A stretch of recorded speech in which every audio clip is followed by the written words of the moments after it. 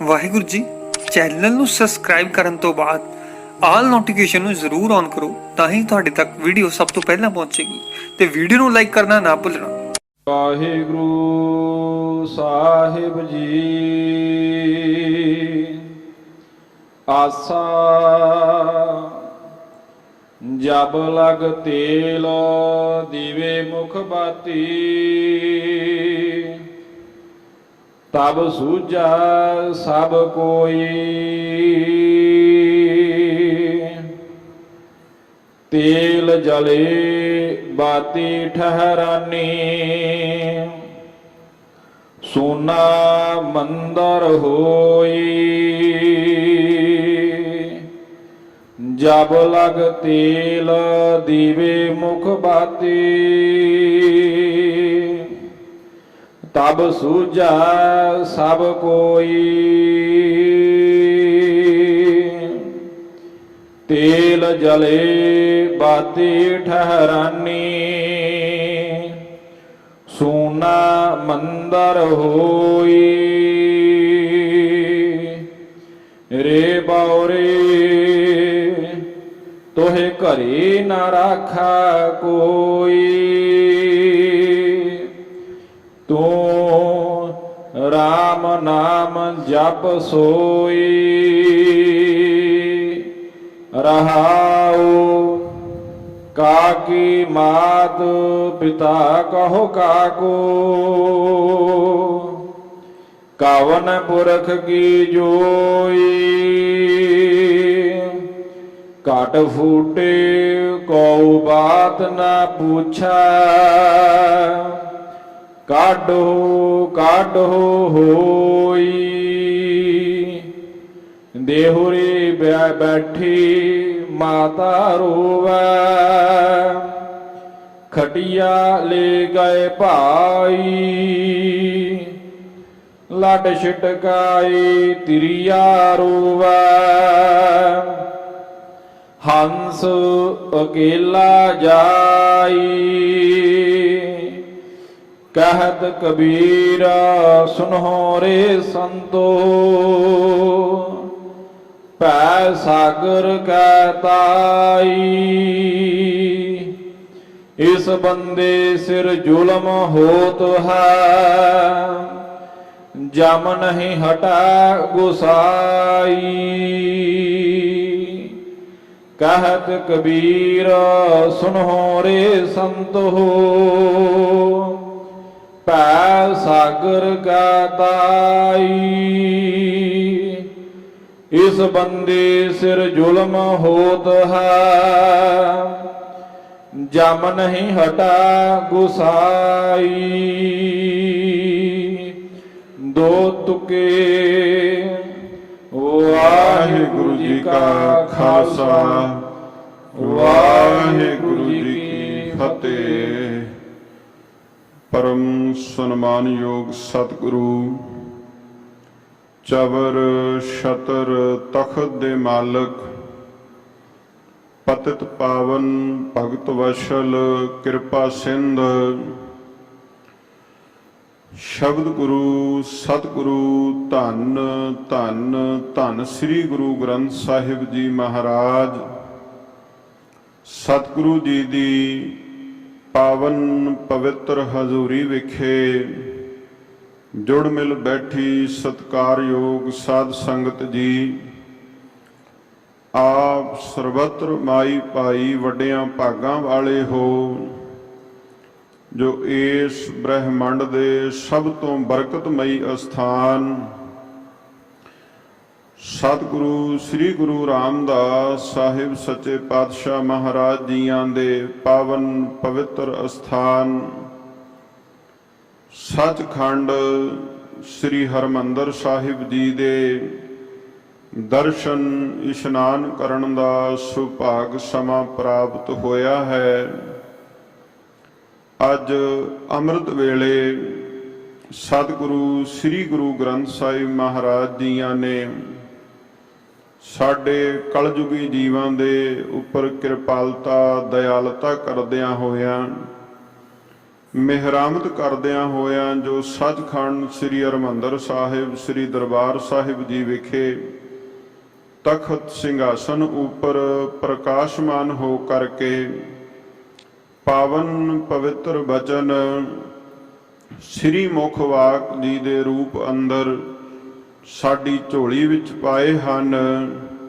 ਤਿਨਾਂ ਪਾਵਨ ਮੁਕੱਦਸ ਬਚਨਾਂ ਦੀ ਵਿਚਾਰ ਦੇ ਨਾਲ ਜੁੜਨ ਵਾਸਤੇ ਆਪ ਜੀ ਗੁਰਦੁਆਰਾ ਸ੍ਰੀ ਮੰਜੀ ਸਾਹਿਬ ਦੀਵਾਨ ਹਾਲ ਵਿਖੇ ਅਤੇ ਲਾਈਵ ਟੈਲੀਕਾਸਟ ਦੇ ਮਾਧਿਅਮ ਰਾਹੀਂ ਦੇਸ਼ ਵਿਦੇਸ਼ ਦੇ ਅੰਦਰ ਆਪਣੀ ਸੁਰਤ ਨੂੰ ਗੁਰ ਚਰਨਾਂ ਅੰਦਰ ਜੋੜ ਕਰਕੇ ਬੈਠੇ ਹੋ।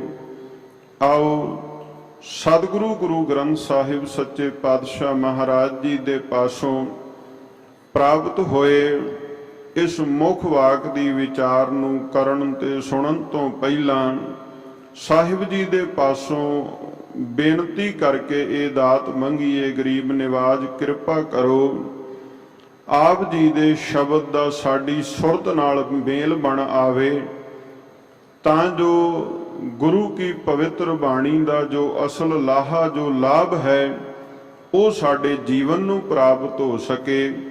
ਤੇ ਜਿਹੜਾ ਇਹ ਸਮਾਂ ਆਪਾਂ ਗੁਰੂ ਚਰਨਾਂ ਵਿੱਚ ਸੁਰਤ ਜੋੜਨੀ ਹੈ, ਜੁੜੀ ਹੋਈ ਸੁਰਤ ਦੇ ਸਦਕੇ ਇਹ ਸਮਾਂ ਸਤ ਸੰਗਤ ਦਾ ਹੋ ਨਿਬੜੇ।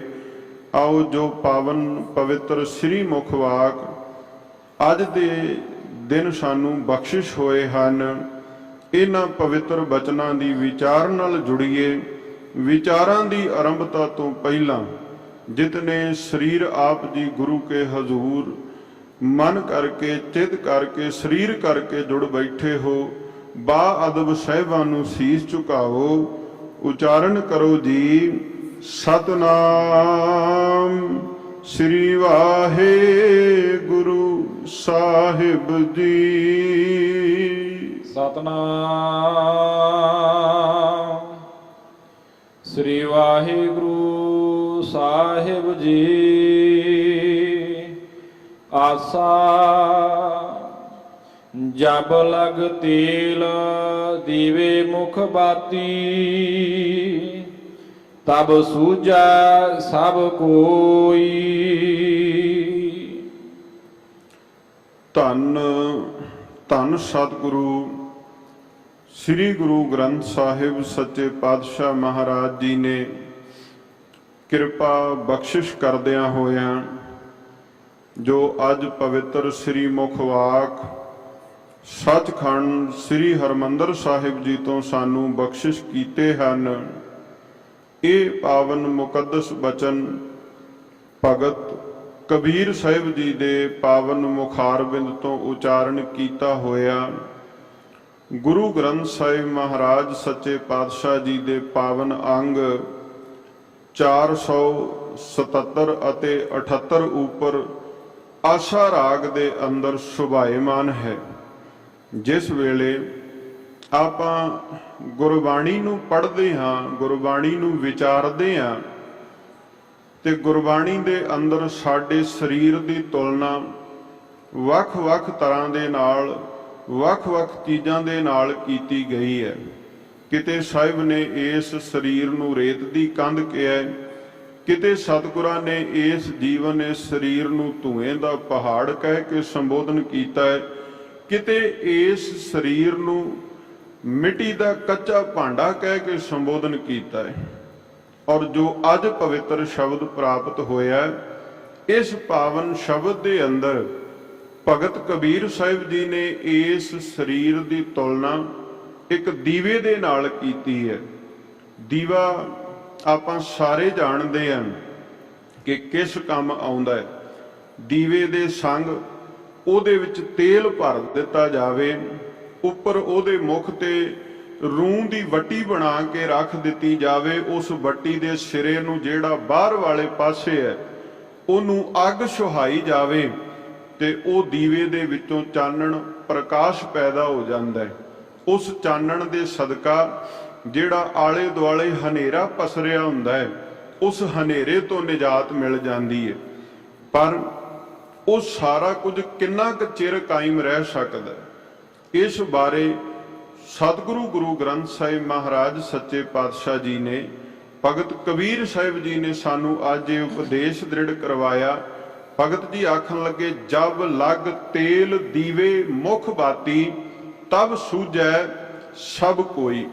ਜਿਵੇਂ ਇੱਕ ਦੀਵਾ ਹੈ, ਉਸ ਦੀਵੇ ਨੂੰ ਜਿੰਨਾ ਚਿਰ ਤੇਲ ਦੇ ਨਾਲ ਭਰਿਆ ਨਾ ਜਾਏ, ਜਿੰਨਾ ਚਿਰ ਉਹਦੇ ਅੱਗੇ ਦੋ ਸਿਰਿਆਂ ਵਾਲੀ ਇੱਕ ਵੱਟੀ ਉਹਦੇ ਵਿੱਚ ਨਾ ਰੱਖੀ ਜਾਏ, ਇੱਕ ਸਿਰਾ ਤੇਲ ਵਿੱਚ ਡੁੱਬਦਾ ਹੈ ਤੇ ਦੂਜਾ ਬਾਹਰ ਰਹਿੰਦਾ ਹੈ, ਉਹਦੇ ਬਾਅਦ ਉਹਨੂੰ ਅੱਗ ਦਿਖਾਈ ਜਾਵੇ ਤੇ ਤਾਂ ਹੀ ਉਹ ਚਾਨਣ ਕਰੇਗਾ ਨਾ।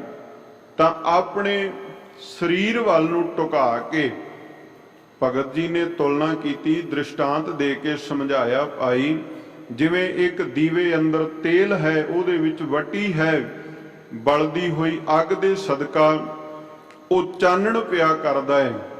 ਹੁਣ ਇਹ ਬੰਦੇ ਇਸੇ ਤਰ੍ਹਾਂ ਤੂੰ ਆਪਣੇ ਸਰੀਰ ਵੱਲ ਝਾਤ ਮਾਰ, ਤੇਰਾ ਸਰੀਰ ਵੀ ਇੱਕ ਦੀਵੇ ਦੀ ਨਿਆਈ ਹੈ। ਜਿਵੇਂ ਦੀਵੇ ਦਾ ਇੱਕ ਆਕਾਰ ਹੈ, ਉਹਨੂੰ ਬਣਾਉਣ ਵਾਲਾ, ਉਹਨੂੰ ਸਿਰਜਣ ਵਾਲਾ ਇੱਕ ਆਕਾਰ ਦੇ ਕੇ ਸਿਰਜ ਦਿੰਦਾ ਹੈ। ਸਿਰਜੇ ਹੋਏ ਆਕਾਰ ਦੀ ਬਣਤਰ ਵੱਲ ਵੇਖ ਕੇ ਉਹਨੂੰ ਦੀਵਾ ਕਹਿ ਕੇ ਸੰਬੋਧਨ ਕੀਤਾ ਜਾਂਦਾ ਹੈ। ਇਸੇ ਤਰ੍ਹਾਂ ਕਰਤਾ ਪੁਰਖ ਵਾਹਿਗੁਰੂ ਜੀ ਨੇ ਇਹ ਮਨੁੱਖਾ ਦੇਹ ਸਾਜੀ, ਔਰ ਇਸ ਦੇਹ ਨੂੰ ਮਾਂ ਦੀ ਕੁੱਖ ਦੇ ਅੰਦਰ ਰੱਖ ਕੇ ਵਾਹਿਗੁਰੂ ਨੇ ਇਹਦੀ ਪ੍ਰਤਪਾਲਣਾ ਕਰ ਦਿੱਤੀ। ਪ੍ਰਤਪਾਲਣਾ ਕਰਨ ਤੋਂ ਬਾਅਦ ਇਸ ਸਰੀਰ ਦੇ ਉੱਤੇ ਇੱਕ ਪਰਉਪਕਾਰ ਕੀਤਾ ਕਿ ਇਸ ਸਰੀਰ ਨੂੰ ਆਪਣੀ ਜੋਤ ਦਾ ਆਸਰਾ ਦੇ ਦਿੱਤਾ। ਇਸ ਸਰੀਰ ਨੂੰ ਵਾਹਿਗੁਰੂ ਕਰਤਾ ਪੁਰਖ ਜੀ ਨੇ ਆਪਣੇ ਅੰਸ਼ ਦਾ ਇੱਕ ਆਸਰਾ ਦਿੱਤਾ। ਬਸ ਵਾਹਿਗੁਰੂ ਜੀ ਦੇ ਉਸ ਆਸਰੇ ਦਾ ਸਦਕਾ ਹੈ ਕਿ ਇਸ ਸਰੀਰ ਵਿੱਚ ਕੋਈ ਹਰਕਤ ਪਈ ਹੁੰਦੀ ਹੈ। ਜਿਵੇਂ ਇੱਕ ਦੀਵੇ ਵਿੱਚ ਤੇਲ ਹੈ, ਬੱਤੀ ਹੈ, ਉਸ ਬੱਤੀ ਨੂੰ, ਵੱਟੀ ਨੂੰ ਸੁਹਾਈ ਹੋਈ ਅੱਗ ਸਦਕਾ ਹੀ ਉਹ ਚਾਨਣ ਦੇ ਰਿਹਾ। ਭਲਿਆ ਤੇਰਾ ਸਰੀਰ ਇੱਕ ਦੀਵੇ ਵਰਗਾ ਹੈ। ਯਾਦ ਕਰ, ਇਹਦੇ ਵਿੱਚ ਸਵਾਸਾਂ ਰੂਪੀ ਤੇਲ ਪਾਉਣ ਵਾਲਾ ਉਹ ਅਕਾਲ ਪੁਰਖ ਵਾਹਿਗੁਰੂ ਆਪ ਹੈ। ਇਸ ਬੱਤੀ ਦੀ, ਵੱਟੀ ਦੀ ਗੱਲ ਕਰੀਏ ਤਾਂ ਜਿਵੇਂ ਦੀਵੇ ਦੇ ਮੁਖ ਦੇ ਉੱਤੇ ਵੱਟੀ ਸੁਭਾਇਮਾਨ ਹੈ, ਜਿਹਨੇ ਅੱਗੇ ਪ੍ਰਕਾਸ਼ ਕਰਨਾ, ਚਾਨਣ ਫੈਲਾਉਣਾ ਹੈ, ਉਸੇ ਤਰ੍ਹਾਂ ਕਰਤਾ ਪੁਰਖ ਵਾਹਿਗੁਰੂ ਜੀ ਨੇ ਤੈਨੂੰ ਇਹ ਰਸਨਾ, ਇਹ ਜ਼ੁਬਾਨ ਦਿੱਤੀ ਹੈ। ਇਸ ਰਸਨਾ ਦੇ ਅੰਦਰ ਬੋਲਣ ਦੀ ਤਾਕਤ ਕੌਣ ਦਿੰਦਾ ਹੈ? ਉਹ ਅਕਾਲ ਪੁਰਖ ਵਾਹਿਗੁਰੂ ਦਿੰਦਾ ਹੈ।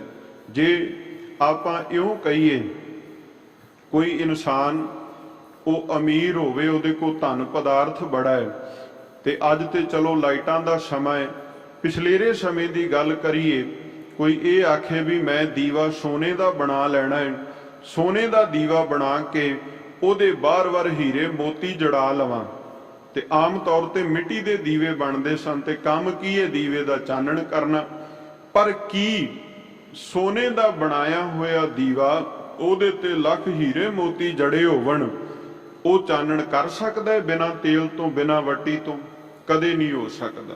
ਸਾਡਾ ਸਰੀਰ ਹੈ, ਇਸ ਸਰੀਰ ਨੂੰ ਜਿੰਨਾ ਮਰਜ਼ੀ ਤੁਸੀਂ ਸ਼ਿੰਗਾਰ ਲਓ, ਸਵਾਰ ਲਓ, ਪਰ ਇੱਕ ਗੱਲ ਆਪਣੇ ਮਨ ਵਿੱਚੋਂ ਕਦਾਚਿਤ ਨਾ ਭੁਲਾਇਓ, ਤੁਸੀਂ ਮਹਿੰਗੇ ਕੱਪੜੇ ਪਹਿਨ ਸਕਦੇ ਜੇ ਆਪਣੀ ਮਰਜ਼ੀ ਨਾਲ, ਆਪਣੇ ਪੱਲੇ ਦਾ ਧਨ ਖਰਚ ਕੇ ਤੁਸੀਂ ਮਹਿੰਗਾ ਇਤਰ ਲਾ ਕੇ ਤਨ ਨੂੰ ਮਹਿਕਣ ਲਾ ਸਕਦੇ ਜੇ, ਪਰ ਜਿਹੜੀ ਮਹਿਕ ਸਵਾਸਾਂ ਵਿੱਚੋਂ ਪ੍ਰਾਪਤ ਹੋਣੀ ਹੈ, ਜਿਹਦੇ ਸਦਕਾ ਇਹ ਸਰੀਰ ਚੱਲਣਾ ਹੈ, ਉਹ ਦਾਤ ਅਕਾਲ ਪੁਰਖ ਵਾਹਿਗੁਰੂ ਜੀ ਦੇ ਕੋਲੋਂ ਹੀ ਪ੍ਰਾਪਤ ਹੋਣੀ ਹੈ। ਉਸ ਦਾਤ ਨੂੰ ਇਨਸਾਨ ਆਪਣੀ ਮਰਜ਼ੀ ਨਾਲ ਕਿਤੇੋਂ ਵਿਆਜ ਨਹੀਂ ਸਕਦਾ, ਉਹ ਵਿਆਜੀ ਨਹੀਂ ਜਾਂਦੀ ਦਾਤ, ਉਹ ਪ੍ਰਭੂ ਹੈ। ਆਪਾਂ ਰੋਜ਼ ਬਚਨ ਪੜ੍ਹਦੇ ਹਾਂ, ਭਈ ਪ੍ਰਾਪਤ ਮਾਨੁਖ ਦੇ ਹੁਰੀਆ। ਭਈ ਪ੍ਰਾਪਤ ਤੋਂ ਅਰਥ ਹੈ ਵੀ ਤੈਨੂੰ ਪ੍ਰਾਪਤ ਹੋਈ ਹੈ, ਅਕਾਲ ਪੁਰਖ ਵਾਹਿਗੁਰੂ ਜੀ ਨੇ ਤੈਨੂੰ ਇਹ ਦੇ ਦਿੱਤੀ ਹੈ, ਮਨੁੱਖਾ ਜੀਵਨ ਦਿੱਤਾ ਹੈ। ਮਤਾ ਤੂੰ ਆਖੇ ਕਿ ਹਾਂ ਮੇਰੇ ਕਰਕੇ ਜਾਂ ਮੇਰੇ ਮਾਂ-ਬਾਪ ਦੇ ਕਰਕੇ, ਭਾਈ ਮਾਂ-ਬਾਪ ਇੱਕ ਆਸਰਾ ਬਣੇ, ਉਹਨਾਂ ਦੀ ਜਿੱਥੋਂ ਤੱਕ ਉਹਨਾਂ ਦੀ ਬਲ ਸੀ, ਉਹਨਾਂ ਦਾ ਤਾਕਤ ਸੀ ਉਹਨਾਂ ਦੇ ਕੋਲ, ਜਿੱਥੇ ਤੱਕ ਉਹਨਾਂ ਦਾ ਜ਼ੋਰ ਚੱਲਦਾ ਸੀ, ਉਸ ਸਮੇਂ ਤੱਕ ਤੇਰੇ ਸਰੀਰ ਦੀ ਘਾੜਤ ਅੜੀ ਗਈ।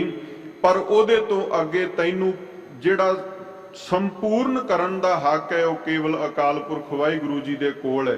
ਜਿਹਨੂੰ ਬਾਣੀ ਵਿੱਚ ਇਉਂ ਵੀ ਪੜ੍ਹਦੇ ਹੈ, ਜਿਨ ਤੂੰ ਸਾਜ ਸਵਾਰ ਸ਼ਿੰਗਾਰਿਆ।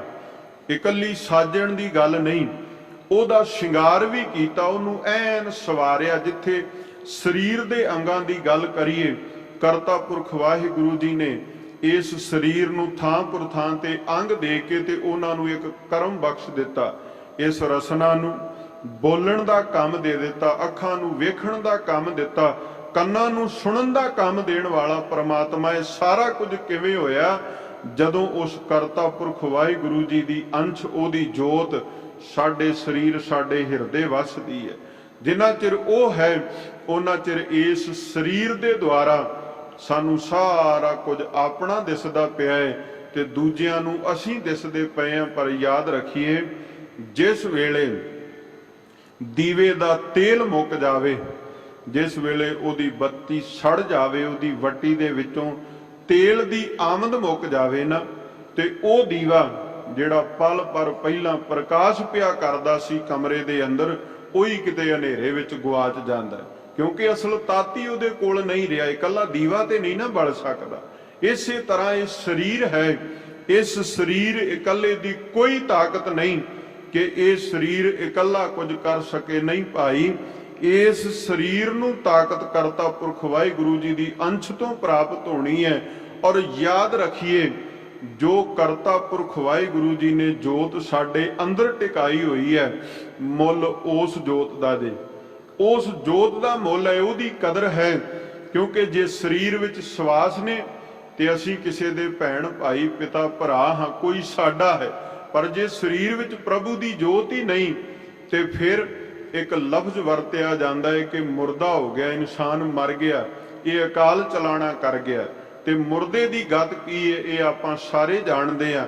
ਭਗਤ ਕਬੀਰ ਸਾਹਿਬ ਜੀ ਨੇ ਬਖਸ਼ਿਸ਼ ਕੀਤੀ, ਆਖਣ ਲੱਗੇ, ਜਿੰਨਾ ਸਮਾਂ ਦੀਵੇ ਦੇ ਅੰਦਰ ਤੇਲ ਹੈ, ਉਹਦੇ ਮੂੰਹ ਵਾਲੇ ਪਾਸੇ ਨੂੰ ਵੱਟੀ ਹੈ, ਔਰ ਉਸ ਵੱਟੀ ਨੂੰ ਲੱਗੀ ਹੋਈ ਅੱਗ ਤੇਲ ਦਾ ਸਾਥ ਪਿਆ ਮਿਲਦਾ ਹੈ, ਤਾਂ ਸਾਰਾ ਕੁਝ ਚਾਨਣ ਦੇ ਵਿੱਚ ਦਿਸਦਾ ਪਿਆ ਹੈ, ਪ੍ਰਕਾਸ਼ ਦੇ ਵਿੱਚ ਹੈ। ਤੇਲ ਜਲੇ ਬਾਤੀ ਠਹਿਰਾਨੀ, ਸੋਨਾ ਮੰਦਰ ਹੋਈ। ਹੁਣ ਜਦੋਂ ਦੀਵੇ ਦੀ ਜਿੰਨੀ ਕੁ ਉਹਦੀ ਸਮਰੱਥਾ ਸੀ, ਓਨਾ ਹੀ ਤੇਲ ਉਹਦੇ ਵਿੱਚ ਪੈਣਾ ਹੈ ਨਾ। ਸਮਰੱਥਾ ਤੋਂ ਬਾਹਰ ਤੇ ਕੋਈ ਪਾਵੇਗਾ ਨਹੀਂ, ਕਿਉਂਕਿ ਸਮਰੱਥਾ ਤੋਂ ਬਾਹਰ ਉਹ ਸੰਭਾਲ ਹੀ ਨਹੀਂ ਸਕਦਾ। ਉਹਦੀ ਸਮਰੱਥਾ ਉਨੀ ਹੈ। ਆਪਣੀ ਸਮਰੱਥਾ ਦੇ ਮੁਤਾਬਕ ਦੀਵੇ ਨੇ ਤੇਲ ਨੂੰ ਲਿਆ, ਉਹ ਤੇਲ ਬਲਦਾ ਰਿਹਾ, ਹੌਲੀ ਹੌਲੀ ਕਰਕੇ ਤੇਲ ਖਤਮ ਹੋ ਗਿਆ ਤੇ ਬੱਤੀ ਨੂੰ ਕੋਈ ਪਿੱਛੋਂ ਤੇਲ ਦੀ ਆਮਦ ਨਹੀਂ ਹੈ, ਉਹ ਵੱਟੀ ਵੀ ਰੁਕ ਗਈ।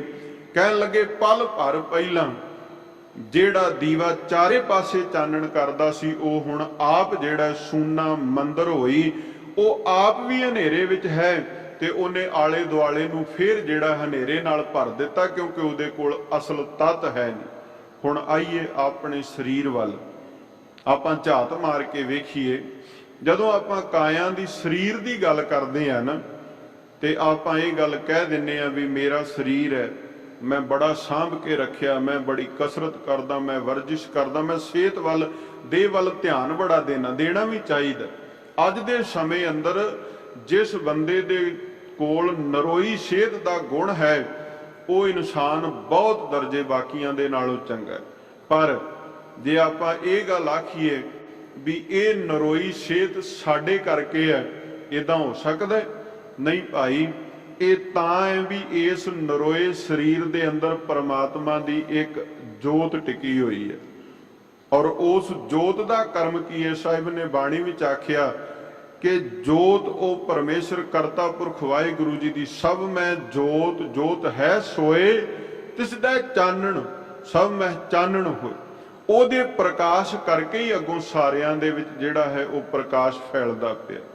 ਉਹ ਇੱਕ ਜੋਤ ਦਾ ਸਦਕਾ ਹੀ ਹੈ ਕਿ ਅਸੀਂ ਇੱਕ ਦੂਜੇ ਨੂੰ ਮਿਲਦੇ ਵਰਤਦੇ, ਤੁਰੇ ਫਿਰਦੇ, ਵਰਤੋਂ ਵਿਹਾਰ ਚੱਲਦਾ ਹੈ, ਅਸੀਂ ਕਿਰਤ ਕਰਦੇ ਹਾਂ। ਇਹ ਜੋਤ ਦੀ ਹੀ ਬਖਸ਼ਿਸ਼ ਹੈ ਕਿ ਅਸੀਂ ਚੱਲ ਕਰਕੇ ਹੁਣ ਸਤ ਸੰਗਤ ਵਿੱਚ ਆ ਕੇ ਬਹਿ ਗਏ ਹਾਂ। ਪਰ ਜੇ ਕੋਈ ਇਹ ਗੱਲ ਆਖੇ ਕਿ ਬਿਨਾਂ ਜੋਤ ਤੋਂ ਮੈਂ ਕਿਸੇ ਤਰ੍ਹਾਂ ਕੋਈ ਇੱਕ ਕਦਮ ਵੀ ਪੁੱਟ ਸਕਦਾ, ਨਹੀਂ ਭਾਈ, ਇਹ ਸੰਭਵ ਨਹੀਂ ਹੈ। ਭਗਤ ਕਬੀਰ ਸਾਹਿਬ ਜੀ ਕਹਿਣ ਲੱਗੇ, ਜਦੋਂ ਤੇਲ ਖਤਮ ਹੋ ਜਾਵੇ, ਜਦੋਂ ਸਾਰਾ ਤਾਤੀ ਇੱਕ ਪਾਸੇ ਦਾ ਮੁੱਕ ਜਾਵੇ, ਉਹ ਬੱਤੀ ਠਹਿਰ ਜਾਂਦੀ ਹੈ ਤੇ ਉੱਥੇ ਫਿਰ ਜਿਹੜਾ ਚਾਰੇ ਪਾਸੇ ਹਨੇਰਾ ਪਸਰ ਜਾਂਦਾ ਹੈ। ਰੇ ਬਾਉਰੇ ਤੋਹੇ ਘਰੇ ਨਾ ਰਾਖੈ ਕੋਈ। ਹੁਣ ਇਉਂ ਜਾਣੀਏ, ਭਗਤ ਕਬੀਰ ਸਾਹਿਬ ਕਹਿ ਰਹੇ ਨੇ ਵੀ ਸਰੀਰ ਦੀ ਮੈਂ ਕਰਕੇ ਇੰਨੀ ਹਉਮੈ ਦੀ ਪੰਡ ਪ੍ਰਬਲ ਕਰ ਲਈ ਵੀ ਕਿਹਾ ਵੀ ਸਭ ਕੁਝ ਕਰਨ ਕਰਾਉਣ ਵਾਲਾ ਮੈਂ ਹੀ ਆ, ਮੇਰੇ ਕਰਕੇ ਪਰਿਵਾਰ ਪਲਦਾ ਹੈ, ਮੇਰੇ ਕਰਕੇ ਜਿਹੜਾ ਹੈ ਧੀਆਂ ਪੁੱਤਰਾਂ ਦੀ ਪਰਵਰਿਸ਼ ਹੋ ਰਹੀ, ਮੈਂ ਕਮਾ ਕੇ ਲਿਆ ਰਿਹਾ, ਪਰਿਵਾਰ ਬਹਿ ਕੇ ਖਾ ਰਿਹਾ। ਹਾਂ, ਇਹ ਇਨਸਾਨ ਦਾ ਮੁੱਢਲਾ ਫਰਜ਼ ਹੈ ਸਮਾਜਿਕ, ਵੀ ਜਿਹੜਾ ਪਰਿਵਾਰ ਵਾਲਾ ਹੈ ਪਰਿਵਾਰ ਦੀ ਪਰਵਰਿਸ਼ ਕਰਨ ਦਾ ਉਹਨੂੰ ਗੁਣ ਤੇ ਹੋਣਾ ਚਾਹੀਦਾ ਨਾ ਉਹਦੇ ਕੋਲ। ਪਰ ਕੋਈ ਹੰਕਾਰ ਦੇ ਵਿੱਚ ਇਹ ਗੱਲ ਕਹੇ ਵੀ ਮੇਰੇ ਤੋਂ ਬਿਨਾ ਕੁਝ ਹੋ ਹੀ ਨਹੀਂ ਸਕਦਾ, ਤਾਂ ਸਾਹਿਬ ਨੇ ਗੁਰੂ ਗ੍ਰੰਥ ਸਾਹਿਬ ਮਹਾਰਾਜ ਸੱਚੇ ਪਾਤਸ਼ਾਹ ਜੀ ਨੇ ਉਹਨੂੰ ਬਾਵਰੇ ਕਹਿ ਕੇ, ਬੌਰੇ ਕਹਿ ਕੇ, ਕਮਲੇ ਕਹਿ ਕੇ ਵੀ ਸੰਬੋਧਨ ਕੀਤਾ। ਇੱਕ ਬਚਨ ਬਾਣੀ ਅੰਦਰ ਆਉਂਦਾ ਹੈ, ਬਾਵਰੇ ਤੈ ਗਿਆਨ ਵਿਚਾਰ ਨਾ ਪਾਇਆ, ਬਿਰਥਾ ਜਨਮ ਗਵਾਇਆ। ਇਹ ਕਮਲੇ ਮਨਾ, ਤੈਨੂੰ ਗਿਆਨ ਦਾ ਹੀ ਨਹੀਂ ਅਸਲ ਦੇ ਵਿੱਚ, ਜੋ ਸੋਝੀ ਚਾਹੀਦੀ ਸੀ ਉਹ ਤੈਨੂੰ ਪ੍ਰਾਪਤ ਹੀ ਨਹੀਂ ਤੂੰ ਕਰ ਸਕਿਆ। ਤੂੰ ਜੀਵਨ ਦੇ ਅੰਦਰ ਵਿਚਰਦਾ ਰਿਓ ਹੋਰਨਾਂ ਪਾਸਿਆਂ ਵਿੱਚ, ਤੂੰ ਜੀਵਨ ਦੇ ਅੰਦਰ ਧਨ ਦੌਲਤ ਤਾਂ ਬਥੇਰੀ ਇਕੱਠੀ ਕਰ ਲਈ, ਤੂੰ ਜੀਵਨ ਦੇ ਅੰਦਰ ਮਾਇਆ ਦੇ ਅੰਬਾਰ ਤਾਂ ਲਾ ਲਏ, ਤੇਰੇ ਬੈਂਕ ਬੈਲੈਂਸ ਦੀ ਕੋਈ ਕਮੀ ਨਹੀਂ, ਤੇਰੇ ਕੋਲ ਜਾਇਦਾਦ ਦੀ ਕੋਈ ਕਮੀ ਨਹੀਂ, ਪਰ ਜਿਹੜਾ ਪ੍ਰਭੂ ਦੇ ਨਾਮ ਦਾ ਅਸਲ ਗਿਆਨ ਸੀ ਉਹਦੇ ਤੋਂ ਤੂੰ ਇੰਨਾ ਹੀਣਾ ਹੈ, ਇੰਨਾ ਊਣਾ ਹੈ ਤੇਰਾ ਮਨ ਰੂਪੀ ਭਾਂਡਾ ਕਿ ਸਾਹਿਬ ਨੂੰ ਕਹਿਣਾ ਪਿਆ ਵੀ ਤੇਰੀ ਮਨੁੱਖਾ ਦੇਹ ਹੀ ਵਿਅਰਥ ਚਲੀ ਗਈ, ਤੇਰਾ ਜੀਵਨ ਹੀ ਵਿਅਰਥ ਚਲਿਆ ਗਿਆ। ਆਪਾਂ ਵੇਖੀਏ ਨਾ, ਆਪਾਂ ਸੰਸਾਰੀ ਬੰਦੇ ਆ, ਸਾਡੀ ਫਿਤਰਤ ਹੈ ਕਿ ਆਪਾਂ ਜੋ ਬਾਹਰੋਂ ਕਮਾਵਾਂਗੇ ਘਰ ਤੱਕ ਲੈ ਕੇ ਆਵਾਂਗੇ, ਔਰ ਕੁਝ ਕੁ ਇਦਾਂ ਦੇ ਨੇ ਕਿ ਉਹ ਸੰਸਾਰ ਵਿੱਚ ਠੱਗੀਆਂ ਮਾਰ ਕੇ, ਚਲਾਕੀਆਂ ਕਰਕੇ ਤੇ ਉਹ ਧਨ ਇਕੱਠਾ ਕਰਕੇ ਲਿਆਉਂਦੇ ਨੇ, ਤੇ ਲਿਆਉਂਦੇ ਕਾਹਦੇ ਵਾਸਤੇ ਵੀ ਪਰਿਵਾਰ ਵਿੱਚ ਲਿਆ ਕੇ ਦੇਣਾ। ਪਰ ਜਦੋਂ ਇਹ ਸਾਰਾ ਕੁਝ ਕੋਈ ਬੰਦਾ ਇਦਾਂ ਕਰਦਾ ਹੈ ਨਾ, ਲੋਭ ਲਾਲਚ ਦੇ ਅਧੀਨ ਹੋ ਕੇ, ਤੇ ਬਾਣੀ ਪਤਾ ਉਹਨੂੰ ਕੀ ਸੁਨੇਹਾ ਦਿੰਦੀ ਹੈ ਜੀ। ਸਾਹਿਬ ਦੇ ਬੋਲ ਨੇ, ਭਗਤ ਕਬੀਰ ਸਾਹਿਬ ਵੀ ਆਖਦੇ ਨੇ, ਬਹੁ ਪਰਪੰਚ ਕਰ ਪਰ ਧਨ ਲਿਆਵੈ, ਸੁਤ ਧਾਰਾ ਪੈ ਆਨ ਲੁਟਾਵੈ, ਮਨ ਮੇਰੇ ਭੂਲੇ ਕਪਟ ਨਾ ਕੀਜੈ, ਅੰਤ ਨਿਬੇਰਾ ਤੇਰਾ ਜੀ ਪੈ ਲੀਜੇ। ਭਲਿਆ ਤੂੰ ਯਾਦ ਰੱਖੀ, ਬਹੁਤ ਪਰਪੰਚ ਤੋਂ ਭਾਵ ਹੈ ਵੀ ਬੜੀਆਂ ਬੰਦੇ ਨੇ ਚਲਾਕੀਆਂ ਤੇ ਧੋਖੇ ਕਰਕੇ ਧਨ ਇਕੱਠਾ ਕੀਤਾ, ਲਿਆ ਕੇ ਧੀਆਂ ਪੁੱਤਰਾਂ ਇਸਤਰੀ ਦੇ ਹਵਾਲੇ ਕੀਤਾ। ਇਹ ਆਖਿਆ ਵੀ ਤੁਹਾਡੇ ਲਈ ਬਹੁਤ ਕਮਾਇਆ, ਤੇ ਕਮਾਇਆ ਕਿਹੜੇ ਤਰੀਕੇ ਕਮਾਈ ਕੀਤੀ? 2 ਨੰਬਰ ਦੀ ਕਮਾਈ ਕੀਤੀ, ਧੋਖੇ ਨਾਲ, ਕਿਸੇ ਨਾਲ ਠੱਗੀ ਮਾਰ ਲਈ, ਕਮਾਈ ਇਉਂ ਕਰਕੇ ਲੈ ਆਂਦੀ, ਤੇ ਇਹ ਗੱਲ ਆਖੀ ਵੀ ਹੁਣ ਸਾਰਾ ਪਰਿਵਾਰ ਹੀ ਰਲ ਕੇ ਖਾਵੇਗਾ। ਪਰ ਸਾਹਿਬ ਕਹਿੰਦੇ ਮਨਾ ਤੂੰ ਭੁੱਲਿਆ ਫਿਰਦਾ, ਤੈਨੂੰ ਅਜੇ ਸਮਝ ਨਹੀਂ, ਕਿਉਂਕਿ ਤੇਰੇ ਕੋਲ ਗਿਆਨ ਨਹੀਂ ਨਾ, ਭੁੱਲ ਕਿਹੜੀ ਚੀਜ਼ ਦੀ ਹੈ। ਸਾਹਿਬ ਆਖਣ ਲੱਗੇ, ਮਨ ਮੇਰੇ ਭੂਲੇ ਕਪਟ ਨਾ ਕੀਜੈ, ਅੰਤ ਨਵੇਰਾ ਤੇਰਾ ਜੀ ਪੈ ਲੀਜੈ। ਮਨਾ ਤੂੰ ਕਪਟ ਕਰ ਰਿਹਾ, ਤੂੰ ਵਿਕਾਰੀ ਤਾਂ ਬਣ ਗਿਆ, ਪਰ ਯਾਦ ਰੱਖੀ ਜਦੋਂ ਅੰਤ ਦਾ ਵੇਲਾ ਆਵੇਗਾ, ਜਿਨ੍ਹਾਂ ਦੀ ਖਾਤਰ ਤੂੰ ਕਮਾ ਕਮਾ ਕੇ ਲਿਆ ਕੇ ਜਿਨ੍ਹਾਂ ਦੇ ਪੇਟ ਭਰਦਾ ਰਿਹਾ, ਉਹਨਾਂ ਨੇ ਤੇਰਾ ਸਾਥ ਨਹੀਂ ਦੇਣਾ। ਉਥੇ ਜੋ ਕਰਮ ਤੂੰ ਕੀਤੇ ਹੋਏ, ਤੇਰੇ ਕਰਮਾਂ ਦਾ ਹਿਸਾਬ ਤੇਰੇ ਨਾਲ ਨਿਬੜੇਗਾ। ਕੋਈ ਇਹ ਦਾਵਾ ਨਹੀਂ ਕਰ ਸਕਦਾ ਤੂੰ ਕਿ ਮੈਂ ਤੇ ਧੀਆਂ ਪੁੱਤਰਾਂ ਨੂੰ ਕਮਾ ਕੇ ਦਿੰਦਾ ਸੀ, ਮੈਂ ਤੇ ਆਪਣੀ ਪਤਨੀ ਨੂੰ ਦੇ ਦਿੰਦਾ ਸੀ, ਮੈਂ ਤੇ ਆਪਣੇ ਫਲਾਣੇ ਰਿਸ਼ਤੇਦਾਰ ਨੂੰ ਕਮਾ ਕੇ ਦਿੱਤੇ, ਉਹਦੇ ਤੋਂ ਵੀ ਹਿਸਾਬ ਲਓ। ਨਹੀਂ, ਉਥੇ ਤੇਰੇ ਤੋਂ ਤੇਰੇ ਕਰਮਾਂ ਦਾ ਹਿਸਾਬ ਮੰਗਿਆ ਜਾਵੇਗਾ, ਕਿਉਂਕਿ ਇਹ ਕਰਮਾਂ ਉੱਪਰ ਨਿਬੜਨ ਵਾਲੀ ਗੱਲ ਹੈ। ਤੇ ਜੋ ਤੂੰ ਕਰੇਗਾ ਉਸੇ ਅਨੁਸਾਰ ਹੀ ਤੇਰੇ ਕਰਮਾਂ ਦਾ ਲੇਖਾ ਜੋਖਾ ਹੋਵੇਗਾ। ਹੁਣ ਜਦੋਂ ਸਾਰੀ ਜ਼ਿੰਦਗੀ ਬੰਦਾ ਕਮਾਈ ਕਰਦਾ ਹੋਇਆ ਅੰਤ ਨੂੰ ਸਰੀਰ ਜਿਹੜਾ ਹੈ ਸਵਾਸਾਂ ਦੀ ਖੇਡ ਮੁੱਕ ਜਾਂਦੀ ਹੈ ਨਾ, ਤੇ ਉਹਦੇ ਬਾਅਦ ਹਾਲਤ ਕੀ ਹੁੰਦੀ ਹੈ? ਭਗਤ ਕਬੀਰ ਸਾਹਿਬ ਕਹਿ ਰਹੇ ਨੇ, ਰੇ ਬੌਰੇ ਤੋਹੇ ਘਰੀ ਨਾ ਰੱਖੈ ਕੋਈ। ਵੇਖੋ, ਜਿਹੜਾ ਕੱਲ ਤੱਕ ਮੇਰਾ ਪਿਤਾ ਸੀ, ਜਿਹੜੀ ਕੱਲ ਤੱਕ ਮੇਰੀ ਮਾਂ ਸੀ, ਜਿਹੜਾ ਮੇਰਾ ਧੀ ਸੀ, ਪੁੱਤਰ ਸੀ, ਜਿਨ੍ਹਾਂ ਨੇ ਸਾਰਾ ਕੁਝ ਘਰ ਨੂੰ ਹੀ ਲਿਆ ਕੇ ਢੋ ਕੇ ਰੱਖ ਦਿੱਤਾ, ਤੇ ਜਦੋਂ ਅਵਸਥਾ ਇਹ ਆਈ ਕਿ ਹੁਣ ਸਵਾਸਾਂ ਰੂਪੀ ਤੇਲ ਮੁੱਕ ਚੁੱਕਾ ਹੈ, ਤੇ ਇਹ ਦੀਵੇ ਜਿਹਾ ਸਰੀਰ, ਇਹਦੇ ਅੰਦਰ ਕੋਈ ਆਸਰਾ ਨਹੀਂ ਹੈ, ਇਸ ਦੀਵੇ ਨੂੰ ਘਰ, ਸਰੀਰ ਨੂੰ ਘਰ ਵਿੱਚ ਰੱਖਣ ਵਾਸਤੇ ਵੀ ਕੋਈ ਤਿਆਰ ਨਹੀਂ। ਜਿਹੜੀ ਚੀਜ਼ ਵਰਤੋਂ ਦੀ ਨਾ ਹੋਵੇ ਨਾ, ਉਸ ਚੀਜ਼ ਨੂੰ ਪਾਸੇ ਕਰਕੇ ਰੱਖ ਦਿੱਤਾ ਜਾਂਦਾ। ਆਮ ਸੰਸਾਰੀ ਸਾਡੇ ਘਰ ਦੀ ਉਦਾਹਰਣ ਹੈ, घर विच जो वरतों विच ना आउण वाला होवे उहनूं कबाड़ विच गिण लिया जांदा है। और वेखो किड्डी हैरानी दी गल है, जिहड़ा शरीर सारी उम्र कमाई करदा रहा, उस शरीर विचों वाहिगुरू दी जोत ने किनारा कीता ते उस शरीर नूं एक पल भी एक घड़ी भी कोई अपने घर विच रखण वास्ते ਤਿਆਰ नहीं। ये बाबा कबीर साहिब जी सानू समझा रहे हैं। तो राम नाम जप सोई। हुण ये जदों शरीर दी हालत ये है, वेखो गुरबाणी दे विचों ना जी सानू अपने जीवन दे हर पक्ष दा ज्ञान प्राप्त हो जाना। गुरबाणी नू तुसी गुरु के बचनां नू तुसी अपने जीवन दे उत्ते लागू करन दा यतन करो। गुरु नू पुछिया ते करिए, महाराज मेरे जीवन ਲਈ उपदेश की है? साहिब जी मैं दिन किवें गुजारा, सतगुरु मेरी रात किवें गुजरे, सतगुरु कृपा करो मैनू दसना करो कि किस प्रकार मैं अपने जीवन दे ये समय नू गुजारा जो वर्तमान चलदा पिया है, ताकि मैनू तुहाडा साथ नसीब हो जावे, ताकि मैनू एडे औखे हालात मेरे जीवन दे ना बन कि मैं मनमुखां दी गिणती विच आ जावां। ਤਾਂ ਸਾਹਿਬ ਬਾਬਾ ਕਬੀਰ ਸਾਹਿਬ ਕਹਿੰਦੇ ਨੇ ਤੂੰ ਰਾਮ ਨਾਮ ਜਪ ਸੋਈ। ਉਹ ਨਾਮ ਰਾਮ ਕਰਤਾ ਪੁਰਖ ਵਾਹਿਗੁਰੂ ਜੀ ਦਾ ਨਾਮ ਜਪ, ਜਿਸ ਨਾਮ ਨੇ ਤੇਰਾ ਸਾਥੀ ਬਣਨਾ ਹੈ, ਜਿਸ ਨਾਮ ਨੇ ਤੇਰਾ ਆਸਰਾ ਬਣਨਾ ਹੈ। ਨਾਮ ਤੋਂ ਬਿਨਾ ਜੀਵ ਆਤਮਾ ਦੀ ਹੋਰ ਓਟ ਹੈ ਹੀ ਕੋਈ ਨਹੀਂ। ਇਹ ਸਾਡਾ ਭੁਲੇਖਾ ਹੈ ਕਿ ਧਨ ਦੌਲਤ ਸਾਡਾ ਸਾਥ ਦੇਵੇਗਾ। ਇਹ ਸਾਡਾ ਭੁਲੇਖਾ ਹੈ ਵੀ ਜਦੋਂ ਅਸੀਂ ਸੰਸਾਰ ਵਿੱਚ ਚੱਲਦੇ ਹਾਂ कोई 10 20 50 बंदे साडे नाल तुरदे ने क्योंकि साडे कोल अहुदे बड़ा वधिए ने, पर नहीं भाई जिथे जाके लेखे दी गल आउणी है उथे तां जीव आत्मा नूं आप ही उस लेखे नाल जिहड़ा है निबड़ना पैना है। ते इस वास्ते उस करता पुरख वाहिगुरू जी दे नाम नूं ध्याउण दा यतन करिए। वाहिगुरू जी दे नाम विच अपनी सुरत जोड़ लईए।